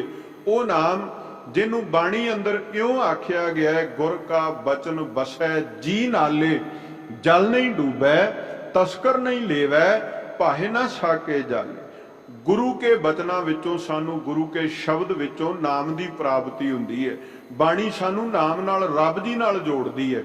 ते इन्हां बचनां दा जदों असीं ताण इन्हां बचनां दी ताकत की गल करिए ना, ते साहिब आखदे ने ये बचन साडी जिंद दे साथी बन के चलदे ने। एक ने शरीर दे साथी, वो हालात वेख के आसे पासे हो जांदे ने। तुसी किसी बंदे दा 100 काम चंगा करो, एक बार उहनूं ना करके वेखो सी अगला 100 कीतियां होयां ते मिट्टी पा के ते तुहाडे एक नूं गिणाउण बह जांदा है भी तुसी मेरा एक आ काम नहीं सवारिया। ये शरीर दी हालत है। तुसी सारी जिंदगी किसी नाल स्नेह पा के रखो, एक बार तुहाडे तो किते कोई उकाई होण दी गल है, अगला तुहाडा सारा कुछ पिछला भुल के तुहानूं उलामे देने शुरू कर दिंदा। साहिब कहंदे फिर ऐसे साथ दा की करना जिहड़ा साथ तुहाडे नाल कदम मिला के चल ना सके। ते साथ महाराज माणीए कीदा साहिब आख्या, गुरु नानक देव पातशाह जी ने कहा जे सज्जण बनाउणे ने ना ते याद रख भलिया, सज्जण सेई नाल मैं चलदियां नाल चलन, जिथे लेखा मंगी है तिथे खड़े दिसन। सज्जण ओ कायम करी जिथे तैनू जरूरत होवे ते तेरे सामने ओ सज्जण अपने आप आ जाण, तैनू आवाज मारन दी लोड़ ना पवे। ते ऐसा सज्जण कौन है? केवल परमात्मा दा नाम, केवल साडे शुभ कर्म, ओ साडे सज्जण बन के चलदे ने। पर जदों आपां ये गल कहीए कि संसार तो कोई आस ला के निरंकार दे घर विच कोई इज्जत पत पैज बनेगी, नहीं भाई। संसार दे विच विचरना है, संसार समाज विच ही असीं रहना है, पर समाज विच रहिंदियां होइआं ने असीं प्रभु दे नाम दा पल्ला पकड़ के रखना है। और ये अपने मन दे अंदर निश्चा रखिए कि साडे शरीर दा एक ना एक दिन अंत जरूर होना है। असीं ये अटल विश्वास रखिए, डरिए ना। एक तो साडी मानसिकता यह है भी जदों कोई मौत की गल करे ना तो सानू वो बंदा ही चंगा नहीं लगता जिहड़ी मौत की गल करे। पर तुसीं याद रखो, मौत तो बिना जीवन की कल्पना नहीं जे कीती जा सकती। कोई बंदा ये दावा नहीं कर सकता भी मैं मौत नहीं लिखा के लैके आया। साहिब दा बोल है, जुगो जुग अटल बचन है, मरण लिखाए ਮੰਡਲ ਮੈਂ ਆਏ, ਅਸੀਂ ਇਸ ਮ੍ਰਿਤ ਮੰਡਲ ਵਿੱਚ, ਇਸ ਸੰਸਾਰ ਵਿੱਚ ਸਾਨੂੰ ਭੇਜਿਆ ਹੀ ਤਾਂ ਹੈ ਪ੍ਰਮਾਤਮਾ ਨੇ। ਸਾਡੇ ਜਨਮ ਦੇ ਨਾਲ ਨਾਲ ਸਾਡੇ ਮੌਤ ਵਾਲਾ ਸਮਾਂ ਵੀ ਉਹਨ ਮੁਕਰਰ ਕਰ ਦਿੱਤਾ। ਸਾਨੂੰ ਬਹੁਤ ਕੁਝ ਚੇਤੇ ਵਿੱਚ ਹੈ। ਬਾਣੀ ਨੇ ਆਖਿਆ ਸਾਹਿਬ ਕਿਰਪਾ ਕਰਦੇ ਨੇ, ਖਾਣਾ ਪੀਣਾ ਹੱਸਣਾ ਸੌਣਾ ਸਭ ਯਾਦ ਹੈ, ਵਿਸਰ ਗਿਆ ਹੈ ਮਰਨਾ। ਪਰ ਭੁੱਲ ਕੀ ਗਿਆ? ਭੁੱਲ ਇਹ ਗਿਆ ਵੀ ਅਸੀਂ ਸੰਸਾਰ ਤੋਂ ਜਾਣਾ ਵੀ ਹੈ, ਵੀ ਸਾਨੂੰ ਇਹ ਚੇਤੇ ਵਿੱਚ ਨਹੀਂ। ਔਰ ਇਹ ਹੋਇਆ ਕਿਉਂ? ਇਹਦਾ ਵੀ ਇੱਕ ਕਾਰਨ ਹੈ। ਸਾਹਿਬ ਨੇ ਉਹ ਕਾਰਨ ਦੱਸਿਆ। ਸਾਹਿਬ ਕਹਿੰਦੇ ਭਰਨ ਪੋਖਣ ਸੰਗ ਔਦ ਬਿਆਣੀ, ਜੈ ਜਗਦੀਸ਼ ਕੀ ਗਤ ਨਹੀਂ ਜਾਣੀ। ਅਸੀਂ ਆਪਣੇ ਪੇਟ ਨੂੰ, ਆਪਣੇ ਸਰੀਰ ਨੂੰ, ਆਪਣੇ ਘਰ-ਬਾਰ ਨੂੰ ਪਰਵਰਿਸ਼ ਦੀ ਖਾਤਰ ਇੰਨਾ ਰੁੱਝ ਗਏ ਕਿ ਸਾਨੂੰ ਇਸ ਗੱਲ ਦਾ ਚੇਤਾ ਹੀ ਭੁੱਲ ਗਿਆ ਵੀ ਰੱਬ ਦਾ ਨਾਮ ਵੀ ਜਪਣਾ ਹੈ ਤੇ ਸੰਸਾਰ ਤੋਂ ਜਾਣਾ ਵੀ ਪੈਣਾ। ਕੋਈ ਬੰਦਾ ਭਾਵੇਂ 100 ਵਰਿਆਂ ਦਾ ਵੀ ਹੋਵੇ ਨਾ, ਉਹਨੂੰ ਪਤਾ ਹੈ ਵੀ ਪਿੱਛਾ ਤੇ ਬਹੁਤ ਪਿਛਾਂ ਹੈ, ਅੱਗਾ ਬਹੁਤ ਨੇੜੇ ਆ ਚੁੱਕਿਆ ਹੈ, ਉਹ ਵੀ ਇਸ ਗੱਲ ਦਾ ਜਿਹੜਾ ਹੈ ਨਾ ਉਹ ਗੁੱਸਾ ਕਰੇਗਾ ਵੀ ਮੌਤ ਦੀ ਗੱਲ ਕਿਉਂ ਕੋਲ ਕੀਤੀ। ਹਾਲਾਂਕਿ ਉਹ ਐਨ ਕਿਨਾਰੇ ਤੇ ਹੁੰਦਾ ਹੈ, ਨਦੀ ਕਿਨਾਰੇ ਰੁਖੜੇ ਵਾਲੀ ਗੱਲ ਹੈ, ਪਤਾ ਨਹੀਂ ਕਿਹੜੇ ਵੇਲੇ ਢਹਿ ਕੇ ਵਿੱਚ ਜਾ ਪਵੇ। ਪਰ ਉਹ ਵੀ ਆਖੇਗਾ ਵੀ ਨਹੀਂ, ਹੋਰ ਜੀਵਨ ਦੀ ਲਾਲਸਾ ਹੀ ਮਨ ਵਿੱਚ ਇਦਾਂ ਪੈਦਾ ਹੋ ਗਈ ਹੈ। ਪਰ ਭਗਤ ਕਬੀਰ ਸਾਹਿਬ ਜੀ ਬਖਸ਼ਿਸ਼ ਕਰਦੇ ਨੇ, ਕਿਰਪਾ ਕਰਦੇ ਨੇ, ਆਖਦੇ ਨੇ ਭਾਈ ਤੇਰੇ ਇਸ ਜੀਵਨ ਦੀ ਕਦਰ ਉਹਨਾਂ ਚਿਰ ਹੈ ਜਿੰਨਾ ਚਿਰ ਤੇਰੇ ਚ ਸਵਾਸ ਨੇ ਪ੍ਰਭੂ ਦੇ ਦਿੱਤੇ ਹੋਏ। ਜਦੋਂ ਤੇਰੇ ਸਵਾਸ ਖਤਮ ਹੋਏ ਨਾ, ਤੈਨੂੰ ਮੁਰਦਾ ਐਲਾਨ ਕੇ ਅਗਲਿਆਂ ਨੇ ਇੱਕ ਘੜੀ ਵੀ ਜਿਹੜਾ ਹੈ ਉਹ ਆਪਣੇ ਘਰ ਵਿੱਚ ਨਹੀਂ ਰੱਖਣਾ। ਛੇਤੀ ਦੇ ਨਾਲ ਇਸ ਗੱਲ ਦਾ ਨਿਰਣਾ ਕਰਨਗੇ ਵੀ ਕਿੰਨੇ ਵਜੇ ਕਿਹੜਾ ਸਮਾਂ, ਜਦੋਂ ਇਹਨੂੰ ਕਬਰਾਂ ਵਿੱਚ ਸ਼ਮਸ਼ਾਨ ਵਿੱਚ ਲੈ ਕੇ ਜਾਣਾ ਹੈ। ਤੇ ਭਾਈ ਤੂੰ ਆਪਣੇ ਜੀਵਨ ਵਿੱਚ ਰਹਿੰਦਿਆਂ ਹੋਇਆਂ ਜਦੋਂ ਤੇਰੇ ਕੋਲ ਸਵਾਸ ਪੱਲੇ ਵਿੱਚ ਨੇ, ਤੂੰ ਰੱਬ ਦੇ ਨਾਮ ਨਾਲ ਜੁੜ, ਉਸ ਵਾਹਿਗੁਰੂ ਕਰਤਾ ਪੁਰਖ ਨੂੰ ਸਿਮਰ, ਉਹਨੂੰ ਯਾਦ ਕਰ ਜਿਹੜਾ ਨਿਰੰਕਾਰ ਤੇਰੀ ਹਰ ਥਾਂ ਸਹਾਇਤਾ ਕਰਨ ਵਾਲਾ ਹੈ, ਹਰ ਥਾਂ ਦੇ ਉੱਤੇ ਤੇਰੀ ਪੈਜ ਰੱਖਣ ਵਾਲਾ ਹੈ। ਰਹਾਉ ਵਿਸ਼ਰਾਮ ਦੇ ਕਰਕੇ ਸਮਝਾ ਰਹੇ ਹਨ। ਕਾਕੀ ਮਾਤ ਪਿਤਾ ਕਹੋ ਕਾਕੂ, ਕਵਨ ਪੁਰਖ ਕੀ ਜੋਈ। ਹੁਣ ਜਿੰਨਾ ਚਿਰ ਸਰੀਰ ਦੇ ਵਿੱਚ ਸਵਾਸ ਨੇ, ਰਿਸ਼ਤੇ ਨਾਤੇ ਉਹਨਾਂ ਚਿਰ ਨੇ ਸੰਗਤ ਜੀ। ਜਦੋਂ ਸਰੀਰ ਚੋਂ ਸਵਾਸ ਮੁੱਕ ਗਏ ਤਾਂ ਬਾਬਾ ਕਬੀਰ ਸਾਹਿਬ ਜੀ ਕਹਿੰਦੇ ਨੇ, ਕੌਣ ਪਿਤਾ ਹੈ ਕਿਸੇ ਦਾ, ਕਿਹੜੀ ਕਿਸੇ ਦੀ ਮਾਂ, ਕੌਣ ਕਿਸੇ ਦੀ ਇਸਤਰੀ। ਕੋਈ ਸਨੇਹੀ ਹੋਵੇ ਤੇ ਘਰ ਵਿੱਚ ਨਾ ਰੱਖ ਲਵੇ, ਸਨੇਹੀ ਹੋਵੇ ਤੇ ਕਬਰ ਦੇ ਹਵਾਲੇ ਕਿਉਂ ਕਰੇ। ਜੇ ਇੰਨਾ ਸਨੇਹ ਹੈ ਤੇ ਅੱਗ ਦੇ ਉੱਤੇ ਸਰੀਰ ਨੂੰ ਕਿਉਂ ਰੱਖੇ? ਉਹਦਾ ਕਾਰਨ ਇੱਕ ਹੈ, ਕਿਉਂਕਿ ਜਿੰਨਾ ਚਿਰ ਸਵਾਸ ਚੱਲਦੇ ਨੇ ਉਤਨਾ ਚਿਰ ਹੀ ਸਰੀਰ ਦੇ ਸਾਥ ਨੇ, ਉਹਨਾਂ ਚਿਰ ਸੰਬੰਧ ਨੇ। ਸਤਿਗੁਰੂ ਦਾ ਇੱਕ ਬੋਲ ਆਉਂਦਾ, ਸਾਹਿਬ ਆਖਦੇ ਨੇ, ਦਾਰਾ ਮੀਤ ਪੂਤ ਸੰਬੰਧੀ ਇਸ਼ਟ ਮੀਤ ਅਰ ਭਾਈ, ਪੂਰਬ ਜਨਮ ਕੇ ਮਿਲੇ ਸੰਜੋਗੀ, ਅੰਤੈ ਕੋ ਨਾ ਸਹਾਈ। ਇਹ ਪੂਰਬਲੇ ਜਨਮਾਂ ਦਾ ਸੰਜੋਗ ਸੀ ਕਿ ਕਿਸੇ ਦੇ ਮਾਂ-ਬਾਪ ਬਣ ਕੇ, ਕਿਸੇ ਦੇ ਧੀਆਂ ਪੁੱਤਰ ਬਣ ਕੇ ਅਸੀਂ ਸੰਸਾਰ ਵਿੱਚ ਵਿਚਰ ਰਹੇ ਹਾਂ। ਪਰ ਯਾਦ ਰੱਖੀਏ ਜਦੋਂ ਅੰਤ ਦਾ ਵੇਲਾ ਆਇਆ, ਉਸ ਵੇਲੇ ਕੋਈ ਇੱਕ ਦੂਜੇ ਦੀ ਸਹਾਇਤਾ ਨਹੀਂ ਕਰ ਸਕਦਾ। ਸਵਾਸਾਂ ਦੀ ਬਾਬਤ ਇਹ ਬਚਨ ਬਾਣੀ ਅੰਦਰ ਆਉਂਦਾ ਹੈ ਵੀ ਨੈ ਵੜਨ ਘਟਨ ਤਿਲ ਸਾਰ, ਇੱਕ ਤਿਲ ਮਾਤਰ ਜਿੰਨਾ ਸਮਾਂ ਇੱਧਰ ਉੱਧਰ ਨਹੀਂ ਹੋਣਾ। ਤੇ ਨਾ ਹੀ ਕੋਈ ਰਿਸ਼ਤੇਦਾਰ ਸਨੇਹੀ ਇਹ ਦਾਵਾ ਕਰ ਸਕਦਾ। ਇਹ ਦਾਅਵੇ ਸਾਰੇ ਨੇ ਸਰੀਰ ਦੇ ਨਾਲ। ਸਰੀਰ ਦੇ ਵਿੱਚੋਂ ਸਵਾਸ ਖਤਮ ਹੋ ਗਏ, ਕੋਈ ਵੀ ਕਿਸੇ ਪ੍ਰਕਾਰ ਦਾ ਦਾਵਾ ਨਹੀਂ ਪੁੱਗਦਾ। ਘਾਟ ਫੂਟੇ ਕੋ ਬਾਤ ਨਾ ਪੁੱਛੈ, ਕਾਢੋ ਹੋਈ। ਘਟ ਨਾਮ ਸੰਬੋਧਨ ਹੈ ਸਰੀਰ ਨੂੰ। ਕਹਿਣ ਲੱਗੇ ਜਿਸ ਪ੍ਰਕਾਰ ਮਿੱਟੀ ਦਾ ਕੋਈ ਭਾਂਡਾ, ਕੱਚਾ ਭਾਂਡਾ ਟੁੱਟ ਜਾਵੇ ਤੇ ਘਰ ਦੀ ਸੁਆਣੀ ਉਹਨੂੰ ਆਪਣੇ ਚੌਂਕੇ ਚੋਂ ਕੱਢ ਕੇ ਪਾਸੇ ਰੱਖ ਦਿੰਦੀ ਵੀ ਤੂੰ ਮੇਰੇ ਕਿਸੇ ਕੰਮ ਦਾ ਨਹੀਂ। ਕਹਿਣ ਲੱਗੇ ਇਸੇ ਤਰ੍ਹਾਂ ਇਹ ਸਰੀਰ ਜਦੋਂ ਇਹ ਫੁੱਟ ਜਾਵੇ, ਭਾਵ ਸਵਾਸਾਂ ਦਾ ਸੰਬੰਧ ਟੁੱਟ ਜਾਵੇ, ਤੇ ਸਰੀਰ ਦੇ ਸਾਥੀ ਰਹੇ, ਸਰੀਰ ਦੇ ਰਿਸ਼ਤੇਦਾਰ ਅਖਵਾਉਣ ਵਾਲੇ ਕੀ ਕਹਿੰਦੇ ਨੇ, ਕੋਈ ਵੀ ਆ ਕੇ ਸਾਰ ਨਹੀਂ ਲੈਂਦਾ। ਛੇਤੀ ਨਾਲ ਇੱਕੋ ਗੱਲ ਹੈ, ਕਿੰਨੇ ਵਜੇ ਸੰਸਕਾਰ ਕਰੋਗੇ, ਕਿੰਨੇ ਵਜੇ ਲੈ ਕੇ ਚੱਲੋਗੇ। ਕੇਵਲ ਇਹੀ ਬਚਨਾਂ ਦੀ ਆਵਾਜ਼, ਇਹਨਾਂ ਬੋਲਾਂ ਦੀ ਆਵਾਜ਼ ਆਉਂਦੀ ਹੈ ਕਿ ਛੇਤੀ ਛੇਤੀ ਸੂਰਜ ਛਿਪਣ ਤੋਂ ਪਹਿਲਾਂ ਪਹਿਲਾਂ ਸ਼ਮਸ਼ਾਨ ਨੂੰ ਲੈ ਚੱਲੋ। ਦੂਰੋਂ ਆਏ ਨੇ, ਉਹਨਾਂ ਨੇ ਵਾਪਸ ਵੀ ਮੁੜ ਕੇ ਜਾਣਾ ਹੈ। ਇਹੀ ਕੁਝ ਸਾਰੇ ਬੰਨੇ ਜਿਹੜਾ ਹੈ ਉਹ ਚੱਲ ਪੈਂਦਾ ਹੈ। ਦੇਹੁਰੇ ਬੈਠੀ ਮਾਤਾ ਰੋਵਾ, ਖਟਿਆ ਲੈ ਗਏ ਭਾਈ। ਹੁਣ ਜਿਨ੍ਹਾਂ ਦੇ ਨਾਲ ਸਨੇਹ ਹੈ, ਮਾਂ ਉਹ ਜਿਹਨੇ ਪੁੱਤ ਨੂੰ ਆਪਣੇ ਬੱਚੇ ਨੂੰ ਜਨਮ ਦਿੱਤਾ ਹੈ, ਉਹ ਪੁੱਤ ਦੇ ਵਿਛੋੜੇ ਦੇ ਵਿੱਚ ਦੇਹਰੀ ਦਲੀਜ ਤੇ ਬਹਿ ਕੇ ਰੋਂਦੀ ਹੈ। ਪੁਰਾਣੇ ਸਮੇਂ ਵਿੱਚ ਔਰਤਾਂ ਨੂੰ ਸ਼ਮਸ਼ਾਨ ਵਿੱਚ ਜਾਣ ਦੀ ਇਜਾਜ਼ਤ ਨਹੀਂ ਸੀ।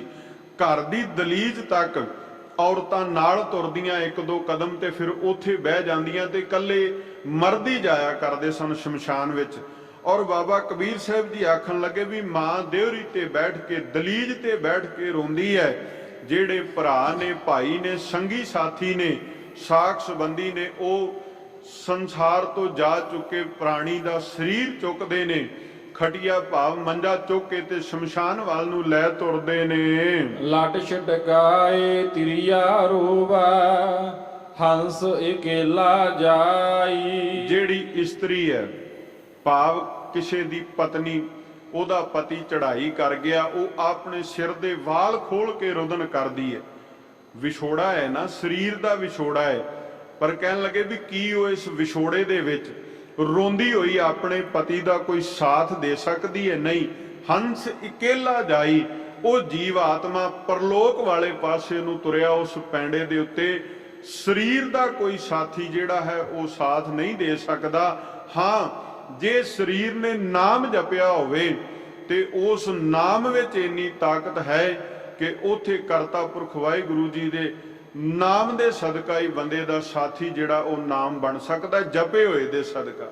ਜੇ ਕੋਈ ਇਹ ਗੱਲ ਆਖੇ ਵੀ ਜਪਿਆ ਨਹੀਂ ਹੈ ਤੇ ਫੇਰ ਨਾਮ ਸਾਥੀ ਬਣ ਜਾਵੇ, ਨਹੀਂ ਭਾਈ, ਏਦਾਂ ਨਹੀਂ।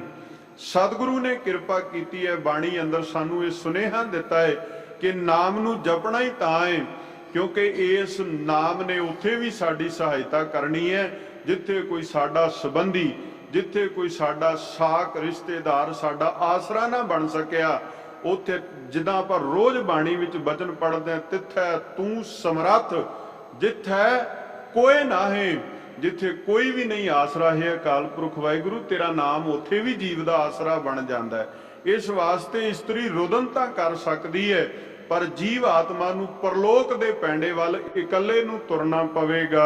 ਕਹਿਤ ਕਬੀਰ ਸੁਨਹੁ ਰੇ ਸੰਤੋ ਪੈ ਸਾਗਰ ਕਾ ਤਾਈ। ਭਗਤ ਕਬੀਰ ਸਾਹਿਬ ਜੀ ਕਿਰਪਾ ਕਰ ਰਹੇ ਨੇ, ਬਖਸ਼ਿਸ਼ ਕਰ ਰਹੇ ਨੇ। ਹੇ ਸੰਤ ਜਨੋ, ਇਸ ਭਵ ਸਾਗਰ ਦੇ ਬਾਰੇ ਸੁਣ ਲਈਏ। ਇਸ ਭਵ ਸਾਗਰ ਵਿੱਚ ਜੀਵ ਆਉਂਦਾ ਹੈ, ਸੰਸਾਰ ਵਿੱਚ ਵਿਚਰਦਾ ਹੈ, ਰਿਸ਼ਤੇ ਨਾਤਿਆਂ ਵਿੱਚ ਖਚਿਤ ਹੋ ਕਰਕੇ ਆਪਣੇ ਜੀਵਨ ਦੇ ਸਮੇਂ ਨੂੰ ਗਵਾ ਲੈਂਦਾ ਹੈ।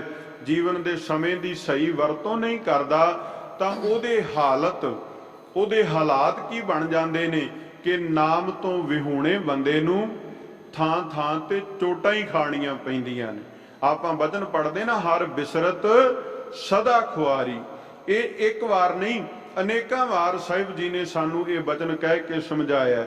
ਪਰਮੇਸ਼ਰ ਤੇ ਭੁੱਲਿਆ ਵਿਆਪਨ ਸਭੇ ਰੋਗ। ਇੱਕ ਰੱਬ ਭੁੱਲ ਜਾਵੇ, ਜ਼ਿੰਦਗੀ ਵਿੱਚ ਜੋ ਕੁਝ ਵੀ ਹੈ ਉਹ ਸਭ ਕਾਸੇ ਦੀ ਸਮਰੱਥਾ ਖਤਮ ਹੋ ਜਾਂਦੀ ਹੈ। ਭਾਵੇਂ ਜ਼ਿੰਦਗੀ ਵਿੱਚ ਤੁਹਾਡੇ ਕੋਲ ਅਨੇਕਾਂ ਹੀ ਪਦਾਰਥ ਨੇ, ਪਰ ਉਹਨਾਂ ਪਦਾਰਥਾਂ ਦਾ ਕੀ ਕਰੋਗੇ ਜਿਨ੍ਹਾਂ ਪਦਾਰਥਾਂ ਨੂੰ ਦੇਵਣ ਵਾਲਾ ਰੱਬ ਹੀ ਤੁਹਾਨੂੰ ਭੁੱਲ ਗਿਆ। ਇਹ ਬਿਰਤੀ ਕਦੇ ਨਾ ਹੋਵੇ। ਦਾਤ ਪਿਆਰੀ ਵਿਸਰਿਆ ਦਾਤਾਰਾ। ਦਾਤਾਂ ਗੁਰੂ ਕੋਲੋਂ ਮੰਗੀਏ, ਪ੍ਰਾਪਤ ਕਰੀਏ, ਪਰ ਦਾਤੇ ਨੂੰ ਨਾ ਕਦੇ ਵੀ ਚਿੱਤ ਵਿੱਚੋਂ ਭੁਲਾਈਏ। ਯਾਦ ਰੱਖੀਏ ਵੀ ਦਾਤ ਗੁਰੂ ਕੋਲੋਂ ਪ੍ਰਾਪਤ ਹੋਈ ਹੈ।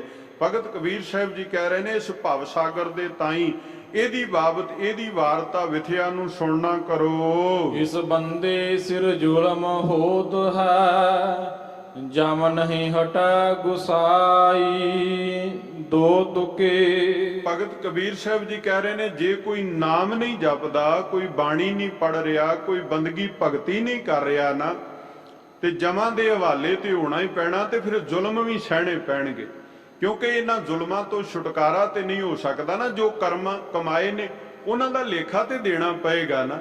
ਤੇ ਜਦੋਂ ਲੇਖਾ ਹੋਵੇਗਾ, ਉਸ ਲੇਖੇ ਵਿੱਚ ਨਿਰਣਾ ਹੋਣਾ ਹੈ। ਜੇ ਸ਼ੁਭ ਅਮਲ ਨੇ ਤੇ ਫਿਰ ਸਤਿਕਾਰ ਮਿਲੇਗਾ, ਤੇ ਜੇ ਅਮਲ ਮਾੜੇ ਨੇ, ਜੇ ਕਰਮ ਜਿਹੜੇ ਹਨ ਉਹ ਗੁਰੂ ਬਾਣੀ ਅਨੁਸਾਰ, ਗੁਰੂ ਆਸ਼ੇ ਅਨੁਸਾਰ ਨਹੀਂ ਹਨ, ਤੇ ਫਿਰ ਜ਼ੁਲਮਾਂ ਦਾ ਸਾਹਮਣਾ, ਫਿਰ ਜਿਹੜਾ ਸਜ਼ਾਵਾਂ ਦਾ ਸਾਹਮਣਾ ਤੇ ਕਰਨਾ ਪਵੇਗਾ ਨਾ।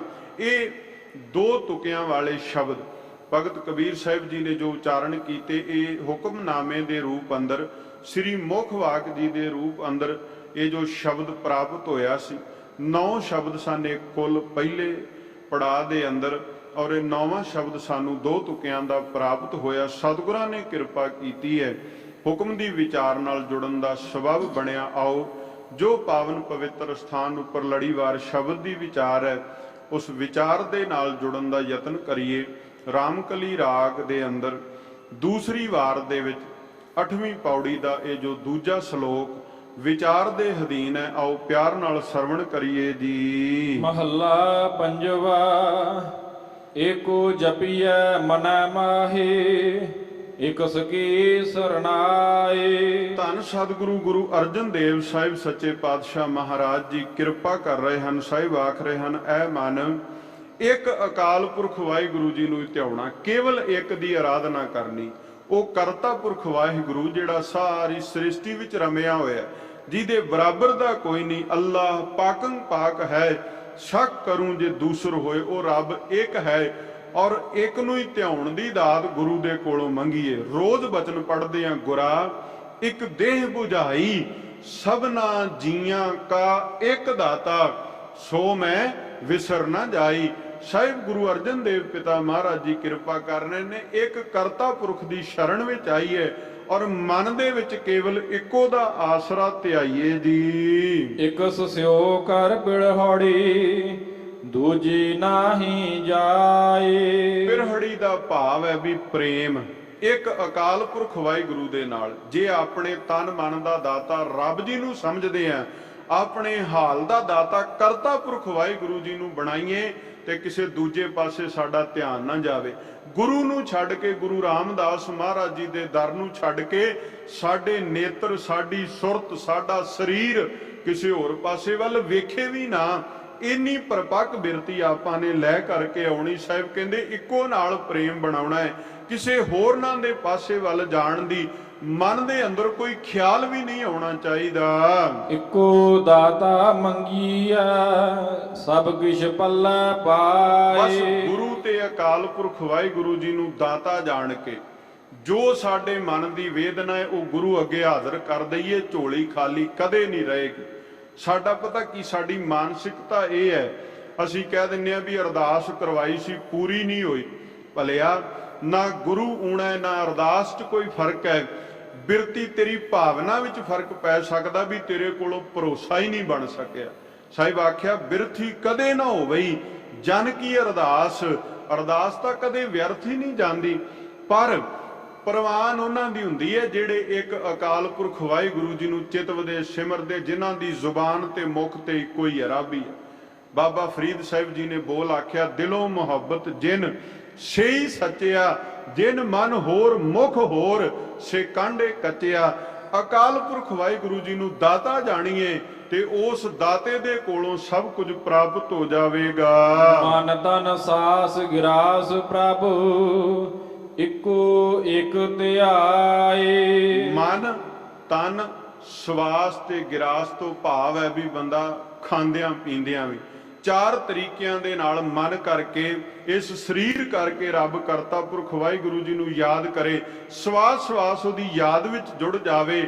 ਸਾਹਿਬ ਸੱਚੇ ਪਾਤਸ਼ਾਹ ਆਖਦੇ ਨੇ, ਨਿਰੰਕਾਰ ਵਾਹਿਗੁਰੂ ਜੀ ਨੂੰ ਇਸ ਤਰੀਕੇ ਦੇ ਨਾਲ ਇੱਕ ਜਾਣ ਕੇ ਸ੍ਰੇਸ਼ਟ ਜਾਣ ਕਰਕੇ ਧਿਆਉਣਾ ਹੈ। ਅੰਮ੍ਰਿਤ ਨਾਮ ਨਿਧਾਨ ਸਚ, ਗੁਰਮੁਖ ਪਾਇਆ ਜਾਏ। ਕਰਤਾ ਪੁਰਖ ਵਾਹਿਗੁਰੂ ਜੀ ਦਾ ਉਹ ਅੰਮ੍ਰਿਤ ਨਾਮ ਜਿਹੜਾ ਜੀਵਨ ਨੂੰ ਅਮਰ ਕਰ ਦੇਣ ਵਾਲਾ ਹੈ, ਜਿਹਦੇ ਵਿੱਚ ਤਾਕਤ ਹੈ ਸਾਡੇ ਔਗੁਣਾਂ ਨੂੰ ਖਤਮ ਕਰਕੇ ਸਾਨੂੰ ਪ੍ਰਭੂ ਨਾਲ ਜੋੜਨ ਦੀ। ਗੁਰੂ ਦੀ ਕਿਰਪਾ ਦੇ ਦੁਆਰਾ ਉਹ ਖਜ਼ਾਨਾ, ਉਹ ਨਾਮ ਰੂਪੀ ਖਜ਼ਾਨਾ ਪ੍ਰਾਪਤ ਹੁੰਦਾ ਹੈ। ਵਡ ਭਾਗੀ ਤੇ ਸੰਤ ਜਨ, ਜਿਨ ਮਨ ਉਠਾਏ। ਉਹ ਰੱਬ ਦੇ ਪਿਆਰੇ ਵੱਡਿਆਂ ਭਾਗਾਂ ਵਾਲੇ ਜਾਣੀਏ, ਜਿਨ੍ਹਾਂ ਦੇ ਮਨ ਵਿੱਚ ਕਰਤਾ ਪੁਰਖ ਵਾਹਿਗੁਰੂ ਜੀ ਆ ਕਰਕੇ ਵਸ ਗਏ ਹਨ। ਜਲ ਥਲ ਮਹੀਲ ਰਵ ਰਹਿਆ, ਦੂਜਾ ਕੋਈ ਨਾਹੀ। ਉਸ ਨਿਰੰਕਾਰ ਵਾਹਿਗੁਰੂ ਜੀ ਦੀ ਸ੍ਰੇਸ਼ਟਤਾਈ ਇਹ ਹੈ, ਜਲ ਤੇ ਥਲ ਚੌਕੁੰਟੀ ਬ੍ਰਹਿਮੰਡ ਦੇ ਜ਼ਰਰੇ ਜ਼ਰਰੇ ਅੰਦਰ ਉਸ ਕਰਤਾ ਪੁਰਖ ਵਾਹਿਗੁਰੂ ਜੀ ਦੀ ਜੋਤ ਟਿਕੀ ਹੋਈ ਹੈ। ਨਾਮ ਧਿਆਈ ਨਾਮ ਉਚਰਾ, ਨਾਨਕ ਖਸਮ ਰਜਾਏ। ਸੱਚੇ ਪਾਤਸ਼ਾਹ ਮਹਾਰਾਜ ਜੀ ਬਖਸ਼ਿਸ਼ ਕਰ ਰਹੇ ਹਨ, ਸ਼ਲੋਕ ਦੀ ਸਮਾਪਤੀ ਤੇ ਕੇਵਲ ਨਾਮ ਨੂੰ ਧਿਆਈਏ, ਨਾਮ ਦੇ ਨਾਲ ਜੁੜ ਜਾਈਏ ਔਰ ਨਾਮ ਵਿੱਚ ਜੁੜਨ ਕਰਕੇ ਕਰਤਾ ਪੁਰਖ ਵਾਹਿਗੁਰੂ ਜੀ ਦੀ ਰਜ਼ਾ, ਉਹਦੇ ਹੁਕਮ ਅੰਦਰ ਚੱਲਣ ਦਾ ਸਾਨੂੰ ਗੁਣ ਪ੍ਰਾਪਤ ਹੋ ਜਾਵੇ। ਇਹ ਦਾਤ ਆਪਾਂ ਗੁਰੂ ਦੇ ਕੋਲੋਂ ਪ੍ਰਾਪਤ ਕਰਨੀ ਹੈ। ਸਤਿਗੁਰੂ ਗੁਰੂ ਗ੍ਰੰਥ ਸਾਹਿਬ ਮਹਾਰਾਜ ਜੀ ਕਿਰਪਾ ਕਰਨ। ਸਾਡਾ ਪੂਰਨ ਭਰੋਸਾ ਗੁਰੂ ਕੇ ਬਚਨਾਂ ਤੇ, ਗੁਰੂ ਕੀ ਬਾਣੀ ਤੇ ਬਣ ਆਵੇ, ਤਾਂ ਕਿ ਇਹ ਲੋਕ ਸੁਖੀਏ ਪਰਲੋਕ ਸੁਹੇਲੇ ਹੋ ਸਕਣ। ਸਤਿਗੁਰੂ ਗੁਰੂ ਗ੍ਰੰਥ ਸਾਹਿਬ ਮਹਾਰਾਜ ਜੀਆਂ ਨੇ ਕਿਰਪਾ ਕੀਤੀ, ਸਾਹਿਬਾਂ ਦੀ ਬਖਸ਼ਿਸ਼ ਹੋਈ। ਗੁਰੂ ਰਾਮਦਾਸ ਮਹਾਰਾਜ ਜੀ ਦੇ ਤਰਸ ਸਦਕਾ ਪਵਿੱਤਰ ਸ੍ਰੀ ਮੁਖ ਵਾਕ ਅਤੇ ਲੜੀਵਾਰ ਬਚਨਾਂ ਦੀ ਵਿਚਾਰ ਆਪ ਜੀ ਨਾਲ ਸਾਂਝ ਪਾਈ ਹੈ। ਵਿਚਾਰਾਂ ਦੀ ਸਾਂਝ ਪਾਉਂਦਿਆਂ ਹੋਈਆਂ ਬੇਅੰਤ ਪ੍ਰਕਾਰ ਦੀਆਂ ਭੁੱਲਾਂ ਲਈ ਖਿਮਾ ਬਖਸ਼ ਦੇਣਾ। ਬਚਨ ਗੁਰੂ ਕੇ ਜਾਣ ਕੇ ਹਿਰਦੇ ਅੰਦਰ ਵਸਾਉਣ ਦਾ ਯਤਨ ਕਰਿਓ। ਕੋਟਾਨ ਕੋਟ ਸ਼ੁਕਰ ਸਤਿਗੁਰੂ ਸ੍ਰੀ ਗੁਰੂ ਗ੍ਰੰਥ ਸਾਹਿਬ ਮਹਾਰਾਜ ਜੀਆਂ ਦਾ, ਗੁਰੂ ਰਾਮਦਾਸ ਸੱਚੇ ਪਾਤਸ਼ਾਹ ਮਹਾਰਾਜ ਜੀ ਦਾ, ਜਿਨ੍ਹਾਂ ਨੇ ਕਿਰਪਾ ਕੀਤੀ, ਬਲ ਬਖਸ਼ਿਆ, ਆਪ ਸੰਗਤਾਂ ਦੇ ਨਾਲ ਵਿਚਾਰਾਂ ਦੀ ਸਾਂਝ ਪਾਈ। ਆਪ ਸੰਗਤਾਂ ਦਾ ਧੰਨਵਾਦ। ਭੁੱਲਾਂ ਲਈ ਖਿਮਾ। ਆਓ ਆਖਰੀ ਪੰਕਤੀਆਂ ਪੜ੍ਹ ਕੇ ਸਮਾਪਤੀ ਕਰੀਏ ਜੀ। ਜਲ ਥਲ ਮਹੀਲ ਰਵ ਰਹਿਆ, ਦੂਜਾ ਕੋਈ ਨਾਹੀ। ਨਾਮ ਧਿਆਈ ਨਾਮ ਉਚਰਾ, ਨਾਨਕ ਖਸਮ ਰਜਾਈ। ਵਾਹਿਗੁਰੂ ਜੀ ਕਾ ਖਾਲਸਾ,